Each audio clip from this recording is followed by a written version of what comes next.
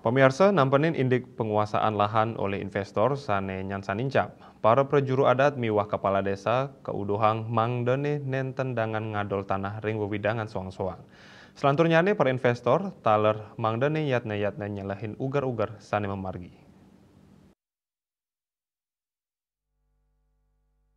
Ringkahanan penguasaan lahan-lahan sane kesayubin oleh para investor patut kaurati samian angge.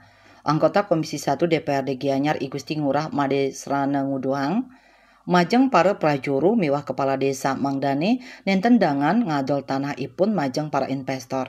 Napi malih ring Kabupaten Gianyar rawehe mangkin kuentenan tanah pertanian sampun nyansan telas. Ring pikobat inucap kepala desa patut uningayang kanan ring amongan wewidangan suang-suang Mangdane sayuakti nyelahin becik para pengembang utawi investor tur nenten wenten pamurugan ring kalah pungkuran. Kami mohon sekali terutama pihak-pihak yang akan mengeluarkan perizinan. Nah itu mohon kerjasamanya dengan baik. Bagaimana keadaan sertifikat yang dimiliki oleh masyarakat yang disebut dengan SLF itu apakah layak fungsinya untuk apa. Ini sudah jelas sehingga nanti tidak ada pelanggaran di kemudian hari. Nah untuk itu terutama dari pihak kepala desa kembali kami mohonkan agar betul-betul mengetahui wilayahnya.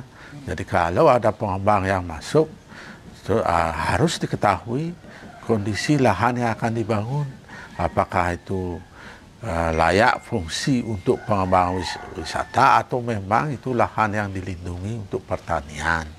OSS itu biasanya terjadi kesalahpahaman ketika pengembang itu mendapat izin usaha, belum tentu dia dapat izin pendirian bangunan.